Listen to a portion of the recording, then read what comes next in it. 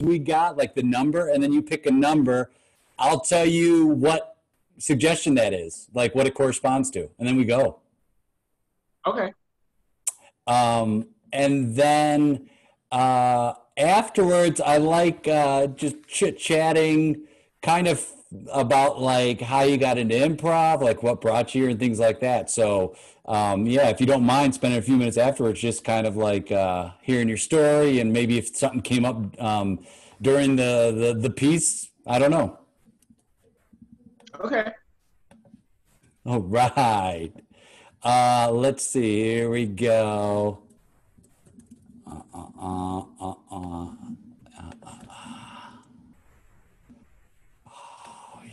All right, my friend.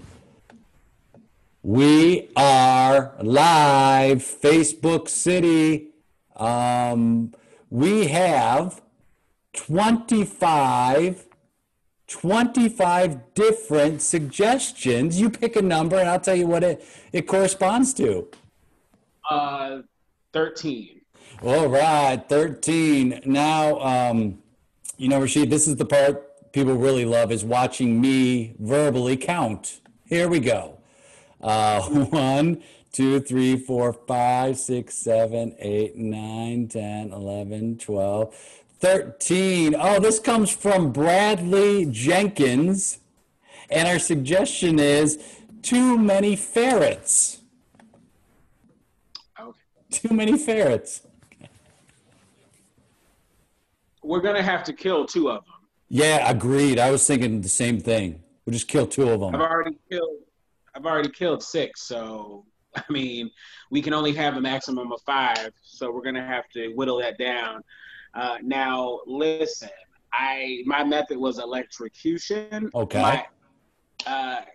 Yeah, the sockets are blown, and my BB gun is out of commission as well. So we're probably just gonna have to, do it by hand. Wait, your BB gun's out of commission? Yeah, it's got honey in the mechanism. Yeah, that makes sense. You can't use. Yeah. I mean, honey just gums up the works, man. Yeah, so we're gonna have to kill those ferrets by hand. So Okay. Do you, I think we should each grab one. Unless you want to go like, I already got one. that was I grabbed the slowest one. Oh yeah, no, I grabbed this one. This one's been a little bit ornery. Doesn't seem to want to die, but it's inevitable. So I mean, circle of life, right? Oh. Yeah. All right, so this will put us at the limit for this apartment. So I'm just gonna go ahead and if you could just turn around, because I can't really.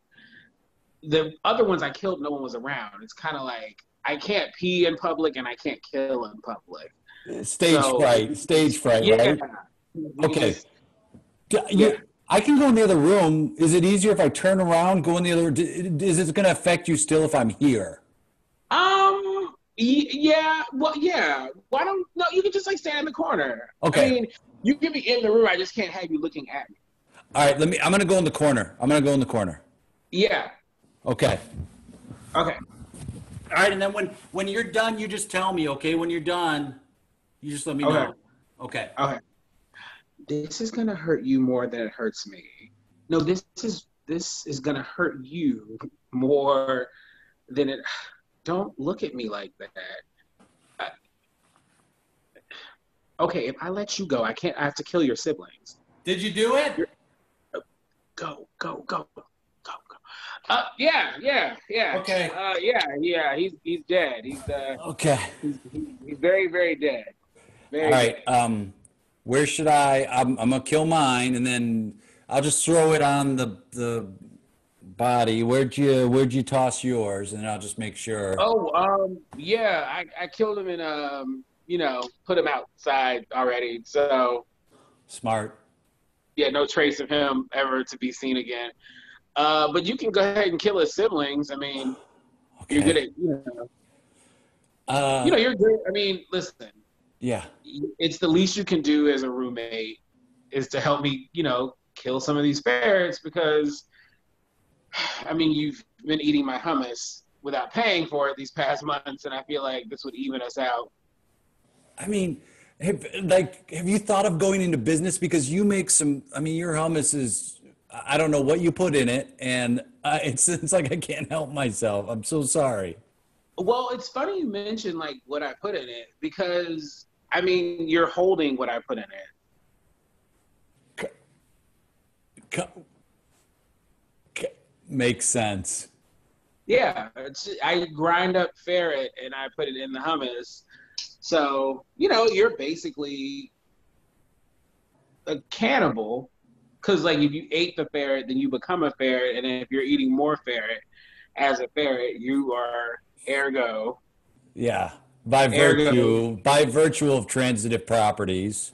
Yeah. yeah, like, Yeah. Yeah. ergo, you are a, you know, Yeah. ferret. Is it too much to ask? Can you go in the corner? I got the same. I'd Oh, rather. yeah, yeah, I can go in the corner.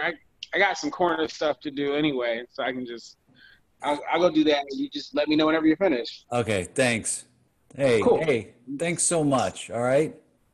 Yeah, I'm just yeah. Don't look at me like that. Oh, no. What am I gonna do? Don't. Oh, close your eyes. Listen, this is gonna hurt you a lot more than it could ever hurt me because I'm bigger than you. Listen, stop looking at me like that. He's gonna know. This is my way out of the hummus situation. If I just kill you, I mean, just can't you give the life for hummus? All right, listen, don't tell him. Why would you tell him you're a ferret? You can't open your mouth. I mean, you can open your mouth to eat, but you can't open your mouth to talk. Just go. All right, just here. Don't look at me. Go, go. Oh, get out. All right. All right. Everything cool? Mark, everything's great. It's like you're just so like so used to killing ferrets and just animals that like it just is. It seems like it's old hat to me right now. Yeah, yeah. Listen, Yeah. I think that I want to say thanks. I Really? really want to say thanks. Wait, really? Yeah, To me? How come? yeah. Just for being a great roommate. I know sometimes I can be difficult, and I know you are also difficult, but I'm a little Yeah. bit more difficult. So, you know, thanks for being an awesome roommate. Well, And you know, I'm gonna need the rest of those ferrets dead though, because I got a big hummus order that just got called in. You know, I got that little side gig catering the you know yeah. catering the Mediterranean festival. So yeah, Yeah, and this tonight starts it. So, yeah, I'm gonna need a lot more hummus, and I need ferret blood to do that. So, hey, can I tell you something? hmm I mean, you're ultra cool about the whole hummus situation. It wasn't mine to eat, and I just started eating it. And most roommates would be a lot less cool about it than you were. So thank you. yeah, I mean, yeah. Listen, I'm not perfect, and you certainly are not either. So. Yeah, that's right. if I can't if I can't overlook everything that's wrong with you, then what kind of roommate would I be? And listen, I'm gonna get a job. It's just the times right now are a little difficult, and you know, Yeah, it's just I'm in between jobs. It's very temporary. yeah, I get it. I get it. I listen. The hummus isn't gonna make itself, bro. So let's get these ferrets killed. Do you just? I mean, you could just like do a mass drowning, and I don't like to do that because it's a lot of like wetness that I have to deal with. But um, go ahead and kill them. I got to do it. I got to do this. It's the least I can do, right? It's the least I can do. Exactly. And do you need me to leave again to do it, or do you want to I, do it? if you could just go back and do some corner stuff. I know you were working on some corner stuff. Yeah, I'm over here working on like it's a little pita chip recipe. It's, you know, Just I'll it's okay if you're in the room, but I can't have you look. So yeah, I'm gonna go. just Yeah. but don't leave the room. No, I'm not. No, I'm not gonna leave. I'm Okay. just gonna be over here. And it's just gonna take me. I mean, it's gonna take me no time at all. I'm gonna kill all these cute ferrets. Yeah, 5 more to go, bro. All 5 more right. to go. All right, I'm Hey, just gonna.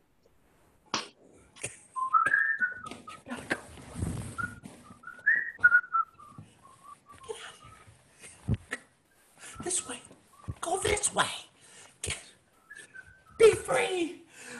Be free. Run free. Come here. Come on. Come on. Go.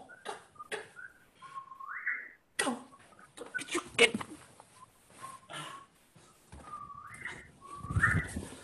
Be free. Be free. Hey, Mark. Yeah, what's up, Blake? I'm back. Job done. All right, cool, cool, cool. So, where are they? Listen, about that. They're in the pile outside. Oh, okay, yeah. I'll go get them. Uh, Yeah. let's just leave them there just for the night. I, oh, okay. I don't. Okay. Yeah, I've been meaning to tell you. Since we're talking about the hummus, Yeah. you know, I've become more ethical, and the hummus business started off as a labor of love, Sure. Yeah. right? And then it got away from me, and it became like this $1 million business, like you Yeah. know, Yeah. like ferret flavored hummus, So good. and it set the hummus world on fire. And then it's just like I started feeling like a capitalist, Oh, and I started, you know, feeling like an eco terrorist for killing all these innocent ferrets. I, yeah. I kind of feel like a trash person because I'm killing ferrets to make hummus when we've already had hummus, so we didn't really need like people want ferret flavored hummus, but they don't need ferret flavored hummus. Right. Now, and they also don't need my other products that I've released, ferret flavored falafel, right? Like who's fiending for a ferret flavored falafel? I mean, it's A fun to lot of say. people. It's fun to say, but Yeah, no, I mean a lot of people. The answer is a lot of people are fiending for ferret flavored falafels. yeah. I am on the fence about killing any more ferrets because I've Ah, taken one as a pet. And what type of pet owner would I be if I'm killing my pet's siblings and cousins and possibly parents and yeah. grandparents? Yeah. You know? So I'm thinking I might just shutter the business. Wow. I mean, if you're on the fence about ferret flavored falafels, that's not a And good ferret sign. flavored hummus. Yeah, I'm on the fence. I I want to die as a good person. Wow. Don't you ever think about how you're gonna die? Every second of my life, I do. Yeah. Yeah, like My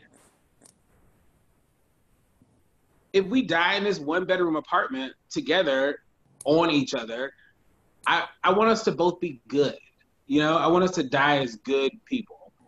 wow. You know, Yeah. if we die on or die in each other, I Either want one. us, yeah, either one or both. Uh, I I want our legacy to be a good legacy. Yeah. And what's our legacy now? I mean, you've got a legacy. Your I ferret have a business, legacy. Yeah, huge. I am a hummus magnet. I Yeah. am a hummus baron, and you are my You Roommate. know, you are my sexually frustrated assistant. Yeah. And that My would be my lonely. legacy. If I died right now, that would be my legacy. And is that what you want? You want to die like I certainly don't want to die that way. lonely and No. sexually frustrated? No.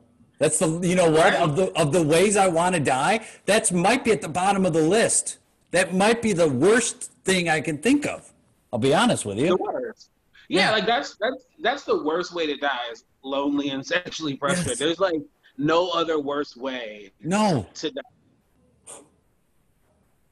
Like, I mean, we gotta stop killing ferrets, right? Well, Right? there's none left. So I think we'll make a pact. Starting this time, today, moving forward, Yes. we're out of the ferret killing business. We are out of the ferret killing business. Now that doesn't. Now does that mean? Because I mean, I don't want to kill the ferrets, but if I happen upon a dead ferret It's out that of was your already hands. dead, It's out of your hands. it's literally out of my hands because I didn't kill it with my bare hands. It was already dead when I found it. And if I needed to make hummus from that already dead ferret, I could because I didn't kill it and you didn't kill Right. Right, right. It came to us that way. It came to us that way. it. Someone left a dead ferret on our doorstep, and boom, more ferret flavored falafel. Just to get rid of like my surplus of tahini and my surplus of garbanzo beans I and mean, and your chickpea, I mean, it would just make sense. We have to get rid of all of it, right? So as long as yeah, we've got some, let's just see what happens. yeah. Like I mean, we have so much tahini. Like we have a closet full of So, tahini, right? Yeah, so much. yeah, so much, and we got to get rid of it, and there's no refunds because I bought it wholesale. So I mean, let's just not, like if we find a ferret, we'll use it, but Yeah. we won't kill the ferret. And if Yeah. we have to kill a ferret, it just won't be like the ferret I have as a pet. I think that's the best way to look at it. It's like I, if we find dead ferrets, we can use them. It's all game. yeah. We just So won't do the actual physical killing. exactly. And so when we, go to, you know, when we go to Pasadena, Yeah. where all the dead ferrets happen to be. I mean, it's the dead ferret capital of the world, Pasadena. Exactly. And a close second would be, Well, I mean, Gardena. yeah. And the whole So, Seattle area, the whole oh, Northwest, huge. now I don't see. I don't like the Pacific Northwest ones. They are a bit too briny. Yeah. But if need be, we can make a trip to Seattle and Uh, just scoop up some dead ferrets off the side of the road. could I ask you a question? Sure. Um, Based on this agreement, I don't know. You, you want to make out? Well, oh, sure. Yeah, that's cool. All right. You gonna mount me or? Let's just see what happens. All right. Scene. All right. Man, that was so fun. Yes, it was. It was. I love the idea that we're roommates and it's just this whole room full of ferrets that just happen to be here, and then we have to get rid of them. Yeah. What brought you? How did you get into improv? Like, what made you decide to start improvising? And I have been improvising since 2011. yeah, So a little bit of time. But I mean, I grew up like a lot. I'm sure a lot of other people grew up watching SNL. I didn't really actually watch that much SNL. I watched a lot of, for me, it was In Living Color and Mad TV. mm, They had a lot more people who looked like me. Yeah.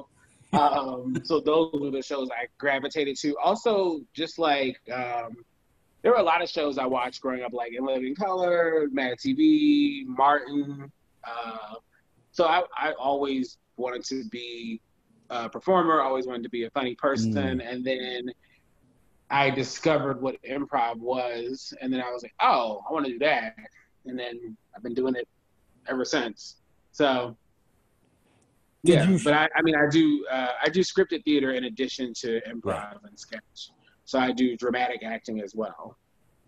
Did you find that humor was a part of your life like early on? Like were you a kid that just loved laughing and loved comedy? Yeah, yeah, definitely. Yeah, I was definitely very. I was the quintessential class clown. Really? Yeah, actually, I wouldn't say I was a class clown, more so as just a funny person who was disruptive at school. I don't know if I would be labeled the class clown because I feel like the class clown is a lot more lovable than I was. I So used, I used to say like I wasn't the class clown, but I would whisper in their ear. yeah.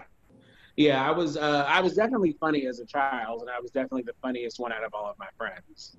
Um, but yeah, I was always hamming it up, especially if there was a camera present. Oh wow, yeah.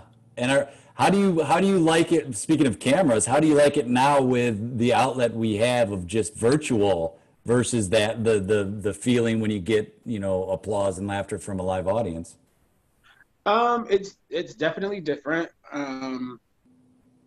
It's I don't know. It's been a challenge because honestly, I think about the very first showcase I did after my first like 101 improv class like years ago. Yeah. Um, and I remember that feeling, that like electric feeling, getting applause from the audience, and like the feeling of being under stage lights, and Yeah.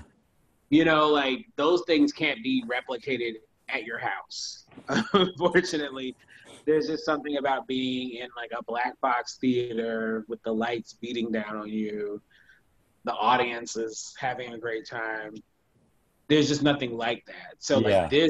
this is, I think, the virtual avenue for improv and sketches. It's different, but it allows for, I guess, more connection with who you're performing with. Whereas if you're doing it live, you're really connecting with the audience and who you're performing with.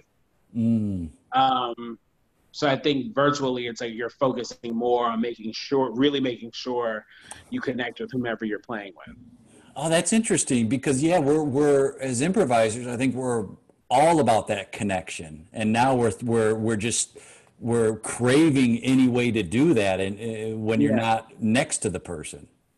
exactly. Yeah. So it's different because it's like you're working really. You want the scenes to go well virtually, obviously, and I think it opens up like it awakens like a new set of performer muscles because Yeah. it's like you're heightening your listening skills, you're heightening your improv skills because it's like you're not with anyone else. I mean, specifically for me, I live alone, so there's no one else here, and I can like be in my like dining room doing improv on a tripod, like with the camera on a tripod, and no one else is here, but I'm like doing all this stuff. I'm like I'm like doing object work, pretending to open a jar of pickles in my dining room.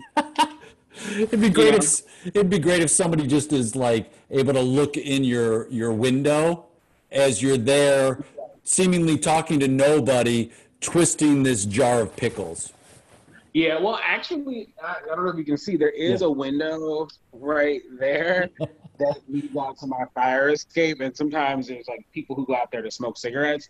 So I was doing a show a few weeks back, and they're like, someone's behind you. I'm like, what are you talking about? I live alone, and there's no one else in here but me. And they're like, no, someone's in the window, like staring at you. I was Oh like, wow. oh, it's my neighbor. They're probably wondering. And we were doing like a magician scene, so I was like object Of working, course. like, sawing someone in half, and there's just like someone just like standing there smoking a cigarette. You're just like, Um, hey, hi. yeah, I was like, hey, also don't be weird and like stare into my window. Yeah, that person's the weirdo. You're not the weirdo. The one staring's the Yeah, weirdo. I was like, what I'm doing is weird. There's no doubt about that. Like, because I'm miming sawing a body in half, as I'm miming a magician sawing someone in half. But I was like, you're the weirdo because you're staring into my window while I'm doing that. So it's like the person staring at me is the creep, not me. Yeah, yeah, for sure. I love that you said that too, where it's like, yeah, hey, improvisers, let's all just admit what we do is a little bit weird. Like, Yeah, we don't have to call it out on stage. We just go with it. But like, yeah, well, we drinking out of fake cups. Yeah, sure, that's weird, but lean into yeah, it. yeah. So it's a lot. It's a lot of yeah. I think the virtual aspect of things is like it's just different. Yeah, It's different, and it's also just like part of another adjustment, like with quarantine in general. yeah, Because I live alone, so it's like anytime I do something online, I'm like, yes, some sort of human connection because I don't see anyone. You know, yeah. I have, and like our theater has been dark since second week of March. Oh, wow. So, Which theater? Baltimore Improv Group. Okay. Yeah, so our theater's been closed since the second week of March. So Wow. yeah, so we're coming up on almost 4 months closed. And no sign of like, well, we're going to open in 2 weeks. Like there's, we have no idea. Yeah, there's just simply there's no idea. So it's taught me a lot about like patience and like Mm, focusing on how to focus on other things because it's like everything been such an uncertain time right now for everything. yeah. Um, so yeah, it's been an adjustment just in that regard. So when I finally see like people from our theater on like a Zoom call, I'm like, hey, I haven't seen you since, and because we're in Baltimore, so it gets cold here. So literally, our theater the last time it was open, it was like 40 degrees outside. Wow. And now we're like in the dead of summer. Like we're in summer. So it's like it was literally like a season. Like it was like it was like literally before spring started because the first day of spring was March 21st and we were closed before that. So Wow. we were closed technically when it was still winter. Yeah, So yeah. Oh my and God. then spring, yeah, and now we're in summer. So it's like, yeah, we've literally been closed for like 2 seasons. Wow. Doesn't it Yeah. seem like when you say like we were closed in winter, I almost want to go what year because it seems like so long. Yeah, yeah, it seems like a long time. It's been a long time. And I think because also like we've been like going. Yeah. Even though it's like quarantine, like you still have to like function and do stuff. So like life goes on, but it's like when I sit down and think about it, I'm like, we've been closed. We were closed literally when it was still technically wintertime. Wow. Yeah. So yeah. So now we're in the middle of July. So like that's just so weird to Yeah. me. I mean, I don't know, man. I don't know if things will go back. I don't know if theaters are going to open before next year. Yeah. I don't well, I mean Broadway's not opening Yeah. definitely until like they said summer of 2021. Oh So my God. I mean, because New York got hit so hard, and Yeah. and like also globally, there's supposed to be a second wave apparently, Yeah, yeah, yeah. which I don't know what that is because I feel like we're still in the first wave. We totally, totally. We're still in the Yeah, so first I was like, one. well, when is this like? When is the second wave going to happen? Because because you're in LA, right? So didn't they just close everything again? Yeah. So Yeah, we're not, I don't think we're out of the first wave yet. And it's like people we were doing okay for a while, then they opened too soon and it was like, well, this is going to be a nightmare. And yeah, we haven't hit that flattening of the curve yet. So who knows, man? yeah, that's the thing. It's like I think the one thing I can take away, because I've been working through all of this. Yeah. I still had to go to work during all of this. And we had like a huge company meeting on Microsoft Teams. So a digital company meeting. They were like, "What are you thankful for?" I'm like, honestly, I don't have any children. So I'm thankful that like I'm not like having to focus on like making sure my children are happy during this very weird time we're at, this strange and uncertain time. Like all of my friends with children, I'm like, I feel for you because you're like, you have to like, a lot of my friends, they have kids who are out of school, but they also have to work. So it's like you're figuring out childcare. And also like, even if you're not figuring out childcare, you're just like, you're stuck at home with your children. Yeah. Dude. And there's nothing for them to do. Everything's closed. I got a 5 and 7-year-old, and the 5-year-old, they live with their mom, not too far from where I am. The 5-year-old's about to go into kindergarten. We just got a message the other day. They're starting virtually with all the LA public schools. So you go, all right, what are we gonna do? Like the kids don't want to sit in front of a computer unless they're like watching a movie. So they're bored. You said it, you're trying to also work at the same time, and you just go, all right, I guess we'll figure this out somehow. Yeah. Yeah, definitely. So I'm thankful that part of me at first is like, oh gosh, I'm alone in here. There's no one to talk to. But then it's like, I started talking to people who have like families, and I'm like, gee whiz. So like I'm combating loneliness, and they're combating like not having alone time. Hey, you want to take a 5 and 7-year-old for a couple months? It'll be super fun, dude. Come on, super fun. No, I'm good on that. I am good on that. It's hard enough taking care of myself. So I would probably fail miserably at taking care of children. Yeah. Well, I don't know if you've got plenty of money and you've got enough rest, and you're like, I could cut back on my money and rest. Then kids are the way to go. I think about that, and I'm like, I would be an awful person to even babysit children. I'm like, you're like, I literally this morning when I left for work this morning, and I like freaked out and thought I like left my iron on, so I had to like come back. I was like, did I leave the iron on? And then I got to work and I was like, I didn't leave it on. And then it wouldn't like the thought wouldn't leave me alone. So I got back in the car and like drove home. Dude, I completely understand those moments. It's like, I know I didn't, but it's gonna gnaw at me for the rest of the day if I don't go check. Exactly. Yeah. So I would be, if I can't even manage to unplug an iron before I leave the house, I don't think I would be a good parent. I forgot the kids. I gotta go back. Yeah, that'd be okay. Yeah, it's like if I forget an iron, oh my gosh, human beings, like I can't even manage to unplug an iron. So how could I manage to get children ready for school? You said you started improvising in 2011, right? Or started taking classes?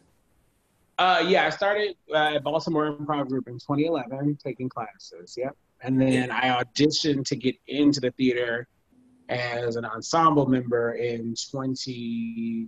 end of 2012. If you ran into yourself from 2011, what piece of advice would you give yourself? Like a just starting off. Just remember, I think just remember who you are and that you deserve to be in this space. Like everyone deserves to be in this space is what I've learned in all of my years doing improv. And I feel like just like what's going on now with a lot of the theaters, the improv theaters, there's been a lot of reckoning these past few weeks. There was a time where I didn't feel like I was like worthy of like being in the space. So what I would, and like, I'm still in the space now, but there were like some hard fought battles to be in the space. So what I would tell myself in 2011 was that you are worthy and you do belong in the space. And I would just treat myself better, which would help me treat other people better if I'm treating myself better. Did you find early on, especially you were hard, like that you were hard on yourself, and like Yeah, when you would go on stage and like thinking about things you could have done differently after shows and things like that? yeah, yeah. I was definitely, yeah, there was a lot of that. And then like, yeah, so I would remind myself that like, above all, this is supposed to be fun and not to take it too serious. It's You so. know? Don't you feel like you take a couple intro classes and it's all fun, and then you go through a period where it becomes less about the fun and you circle back to it? Yeah, there was a point, and I think because I was in the early years, I was in my theater. It was very competitive to get stage time. Mm, And then it was also just like a competitive environment in general. So there wasn't a lot of space to, it didn't feel like a healthy competition. It felt like yeah, a painful competition. yeah, Uh, because I'm all for healthy competition. And I think healthy competition makes you a stronger performer. But in those beginning stages, I remember the theater just, it didn't feel like after we got out of classes and we started performing with the theater, it didn't feel as fun as I thought it would be. And I think also that part of that was like, just like what improv is in general, like, because there's some people like me, like I'm an artist. yeah, Like I'm an actor, an improviser, a sketch comedian, a writer. So like for me, I was taking it very seriously. I'm an artist, but there's some people who do improv as a hobby on Wednesday nights to get out of their house. yeah, You know yeah, what I mean? So like it was a lot of that too. It was a lot of like, well, this is like what I see myself doing in the world of improv, and other people were probably seeing like, well, no, this is just what I do after work. right, right, With like I heard about it, and me and one of my coworkers were doing an improv class. yeah, You know what I mean? Like, yeah, so there's a lot of that too. So there you're in it, so you're taking it seriously, but you might be on stage, like you might be on a team or in a theater with people who literally do not have the same high stakes that you do. yeah. You know? So it means not that it means less necessarily to them. It just there's a different meaning for them. They're aiming for a different goal. Yeah. Like their goal might be to just be like, hey, I just want to get away from my wife on a Tuesday night. Like she does pottery, or she does like she has her book club and I do improv. Like, or like I my was spouse. gonna, I was gonna go bowling, but improv's fun Yeah. too. Yeah, it's like my spouse, they build chips in a bottle and I do improv. Like it's like that for some people in our theater. Whereas, for me and a lot of other people, like we're actually like we are professional artists and Yeah, we act as professional artists, and how we operate in this space is like an artist, not just as someone who's doing it as a hobby. So like one of the things I've had to learn is that we all are showing up in the world of improv with different ambitions, different goals, and different expectations. yeah. And then I think what you could do is when you're that self-aware, then maybe it Mm-hmm. also leads you to different decisions on like what shows you want to do or what groups you want to be a part of. And it takes a while, I think, for improvisers to say, "Oh, I don't have to do. I can have more of a choice than I think I do." Yeah, yeah. Once I realized what my goals were as an artist, like it, I found that I wasn't really fitting in on a lot of other teams. Yeah, Like I have my one team, Casually Dope, and I fit in with them very well. We've been together 7 years, but like I was on a few other teams, and it was just like I don't fit in because I think we're all showing up with different agendas, which is okay. Um, but it also cut that thought process kind of led me into more producing shows. Mm, Like producing shows I want to be in. Like I'm just gonna create my own shows to be yeah. in and my own and like create teams around the show I would like to see. It's so funny. It's like, wait, you can do that? Like, Yeah. yes. But I don't think people tell you that when you first start, you know? I think you go, oh, theater X is the only thing I can do, and they're going to tell me. And it's like, no, no, no. You can go to other places and put up what you want to do and what you think is fun and what you think Yeah. is a focus.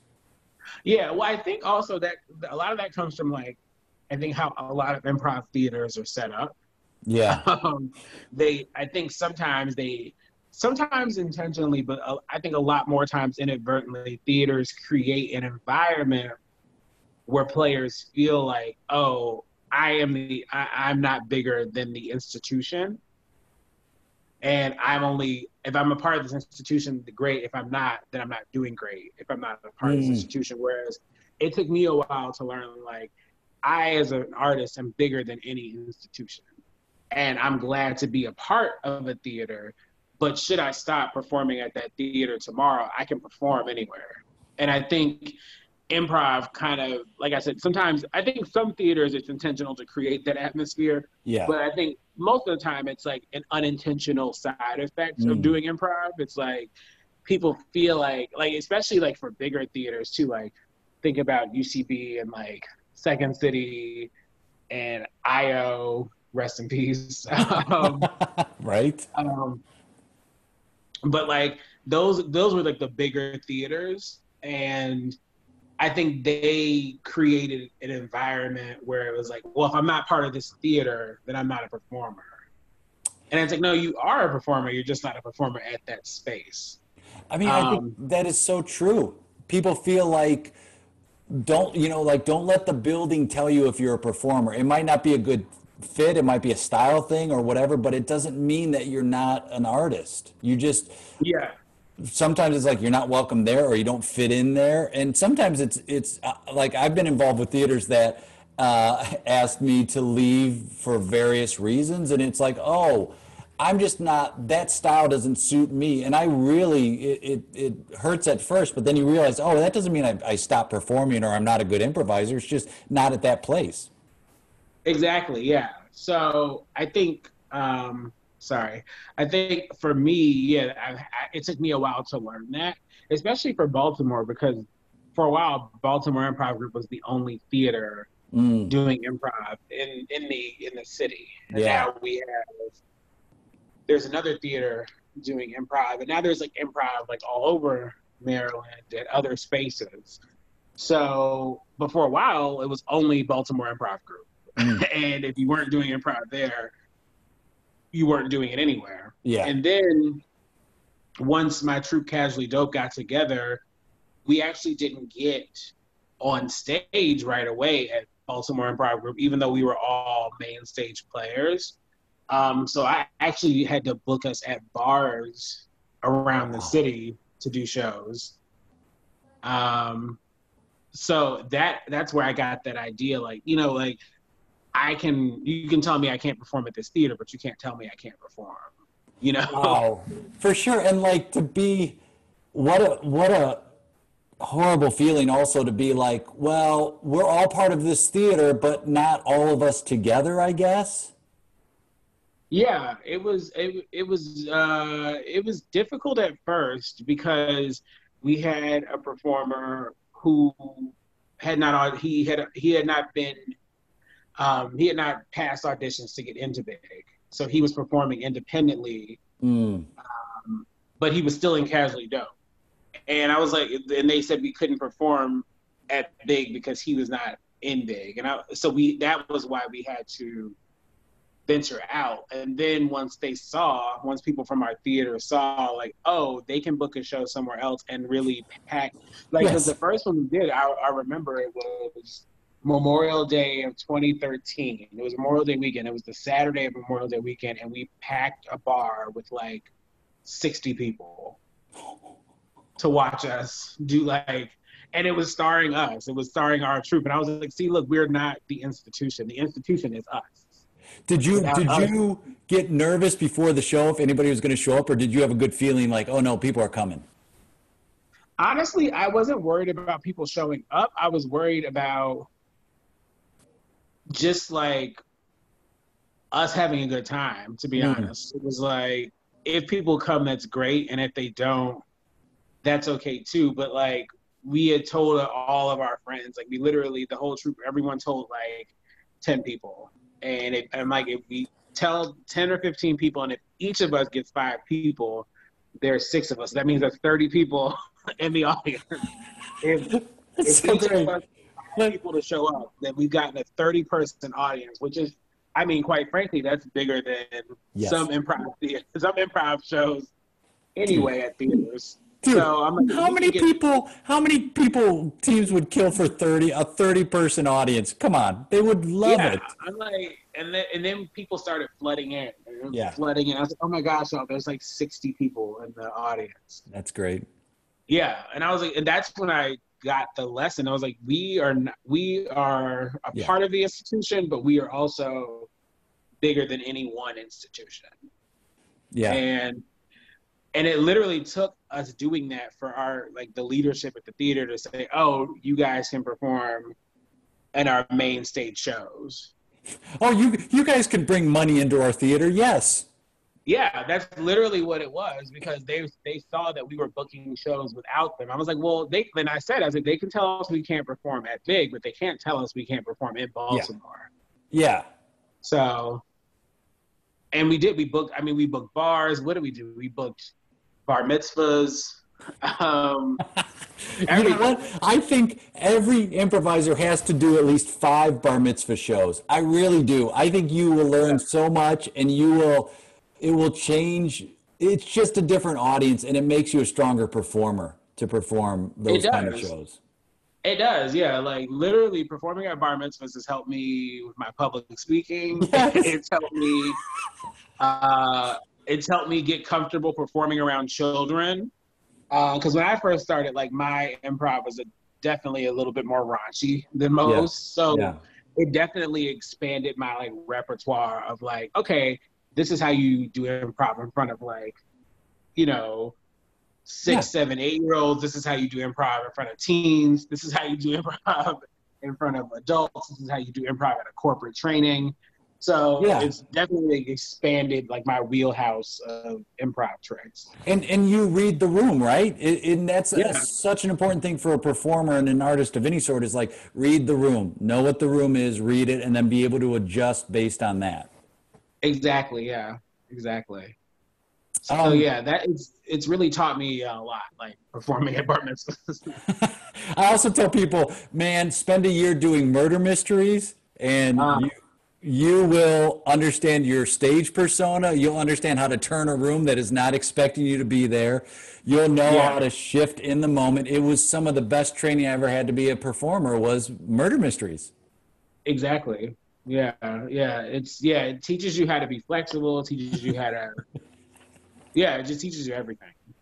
There's no Uh, better feeling than walking into a room surprising of 200 people eating dinner with, there's been a murder, and all their heads go down into the salad, and they're like, oh boy. uh, yeah. If people want to follow you or get a hold of you, or see shows you're doing or anything like that, what's the best way for them to do that?